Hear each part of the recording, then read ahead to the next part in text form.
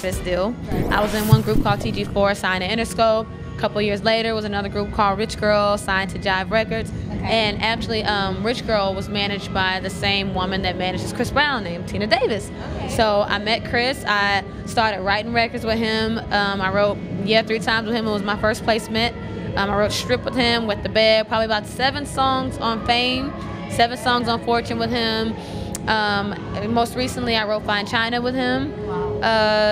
Probably on his album now, his title track is called X. So that actually opened the door for me to be able to write for other artists like Alicia Keys and Kelly Rowland and Fantasia and, you know, Ariana Grande and things like that. So after writing with him, I was demoing a lot of the things that we wrote, and he was like, you know, we should probably look into you shopping you a deal. And we did, and I ended up at Atlantic Records. So Atlantic Records / CBE. So you have worked with big names, such as Chris Brown. So let's talk a little bit about your latest single, Won't Stop, #1 on iTunes.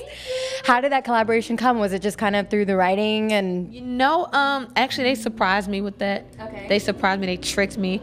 No, we were just listening. They were like, yeah, listen to this mix, you know, and they played it, and I didn't know that he was gonna come in on the second half. So far I'm like, well, I thought I heard this version already, and I'm just listening, and then next thing you know, his voice comes in, and I go, oh my God, why didn't y'all tell me? And I freaked out, and I was just really happy because, you know, I've done records with Chris for the last 5 years. You know, I'm on his mixtapes and his albums and She Ain't You and stuff with him, but for him to make the decision to get on one of my records, it meant so much. You know what I mean? It kind of felt like, okay, I might be doing something right, you know. So I was just honored and just humbled by it, and just really appreciate it. Just things that I've been through, you know, in relationships, and you know, for example, a song on my EP is called Next, and it's just saying, how can my ex-boyfriend be my next boyfriend? Because sometimes Sevyn has a hard time moving on from an ex, and I wrote about that. So whether it's, you know, my truth